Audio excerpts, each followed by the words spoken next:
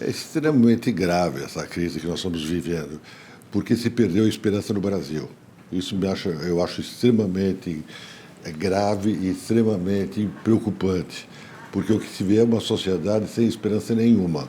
A corrupção foi muito plena, muito ampla, atingiu todos os partidos políticos, inclusive todas as instituições, o que é ainda mais grave. Isso fez com que o brasileiro perdesse a esperança. Hoje não há vibração pelo país. Isso é grave para o futuro. Eu acho que a curto prazo nós temos um momento difícil da história do Brasil. Os políticos estão todos marcados pela corrupção, não há partido que seja livre disso. As figuras também, eu creio que são pequenas as exceções, e faltam lideranças que possam conduzir o processo. Eu acho que a curto prazo nós vamos ter problemas muito sérios. Eu acho que a Constituição tem que ser sempre respeitada. Se nós, a todo momento, desrespeitarmos a Constituição, nós estamos aí pior ainda.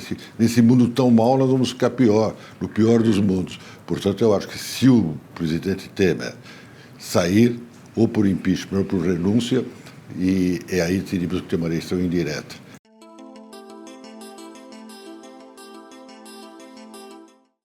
Um político não se faz com facilidade. Não se obtém um político que tenha prestígio popular com facilidade. Portanto, mudar esse Congresso, mesmo para uma futura eleição de 2018, vai ser difícil. Vamos ter mudanças, mas não se pense em grandes mudanças, porque todos eles têm suas estruturas políticas pessoais, seus núcleos pessoais. Vai ser difícil. Nós estamos vendo aí uma coisa, cinicamente, a gente tem que dizer que o que vai salvar o Brasil é o problema biológico. Um dia eles morrerão, e aí o Brasil poderá prosseguir.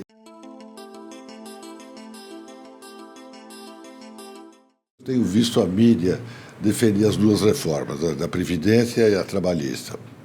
Eu compreendo, principalmente a da Previdência. Acho que deve ser reformada mesmo, porque é um problema também de natureza etária.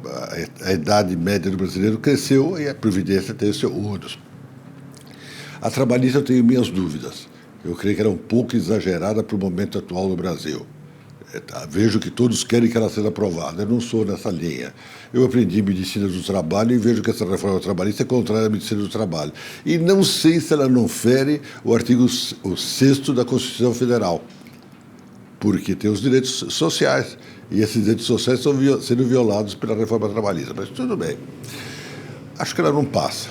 Ontem ela já teve a primeira derrota, ou essa semana teve a primeira derrota, e que o presidente diz com tanta vaidade que ele aprovará no plenário, eu tenho minhas dúvidas.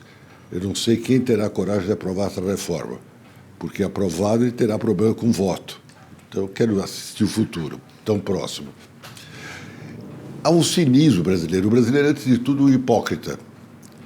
E sendo hipócrita, as coisas vão mal. Veja, por exemplo, o que nós tínhamos que fazer é uma reforma tributária. Óbvio, essa era a mãe de todas as reformas. Todos nós, pessoas físicas ou pessoas jurídicas, sabemos que a reforma tributária é fundamental. O imposto no Brasil é uma trama dominada pela burocracia do Ministério da Fazenda e da Superintendência da Receita Federal, e nos estados pela Secretaria da Fazenda. Isso ninguém vê e ninguém fala. Foram mexer em coisas mais sensíveis para a sociedade, principalmente a reforma trabalhista. Previdenciária eu acho necessária, não vejo como evitar. Tinha que se fazer a reforma trabalhista, a reforma tributária, essa é fundamental. Mas aí o governo não tem interesse, porque ele também não está conseguindo nem arrecadar, porque ele não permite o trabalho, não se arrecada. Mas aí é que está um grande problema. É um círculo vicioso. É um círculo vicioso.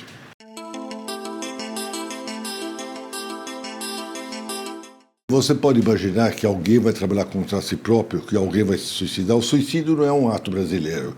O brasileiro não tem tendência a suicídio. Tanto que aí no Lava Jato ninguém se suicidou. E ninguém vai se suicidar no parlamento. Eles não vão fazer uma lei política contrária aos interesses eleitorais deles. Então a reforma política que está sendo vista atualmente no Congresso é ridícula. Ao contrário, vai tirar direito do povo. Se passar, parece que não há uma certa crise, a tal lista fechada é um horror, porque você vai poder escolher dentro da lista o candidato que você quer, o que o partido quer. Então, não há.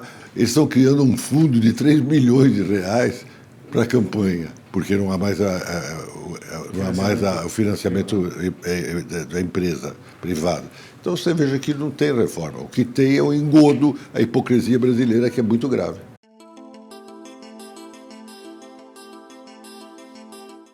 Eu não vejo. Posso estar equivocado e também pode ser uma visão muito pessoal, mas eu não vejo nesse momento um grande líder que possa efetivamente conduzir uma unidade nacional. É muito interessante o que você está colocando. Na história do Brasil, você sempre teve a seguinte colocação: em momentos de grande crise, havia mediação, havia transição, havia o acordo, o grande acordo. Mas não há mais elites no Brasil. A sociedade avançou. O governo do PT, queira-se ou não, fez uma coisa: o povo passou a ter uma certa legitimidade, uma certa autoconfiança. Isso não permite às elites fazer um grande acordo. Não há mais o acordo dos grandes empresários. Podem dominar a mídia, podem dominar os meios de comunicação, mas não vão dominar a sociedade lá embaixo. E se houver uma eleição, pode ganhar aquele que ninguém imagina que ele possa ganhar.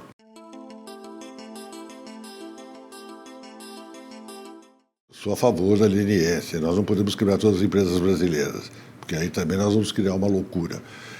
Porém, está havendo exageros. Há alguns casos que a gente vê que a leniência é aceita e aquele que se aproveitou do dinheiro público sai como um herói nacional e é um grande safado. Então eu vejo uma certa dificuldade. Acho que nós estamos aprendendo a usar a leniência. A leniência no Brasil tem uma dificuldade, que é a formação cultural. Nos Estados Unidos, eles têm uma formação calvinista, uma formação protestante.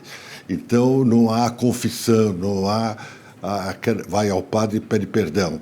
No Brasil, está se usando a leniência como a velha Igreja Católica. Vai-se ao padre, pede perdão e paga um dinheirinho para a igreja, vai para o céu. Isso não dá. É o que está acontecendo no Brasil, é ridículo. Você vê pessoas roubarem os grandes bancos públicos nacionais e depois pagam uma importância e vai para os Estados Unidos. Isso é ridículo. E nós, os contribuintes de pessoas físicas, o que fazem? O papel de palhaço nesse país? Isso não pode. Então, eu acho que nós estamos aprendendo a usar a leniência, o acordo, o que se pretende. Porque se trouxe esses institutos da legislação norte-americana e se jogou no Brasil abruptamente. E nada pode ser jogado abruptamente numa cultura tradicional de 500 anos, ou mais, por causa dos portugueses anteriores.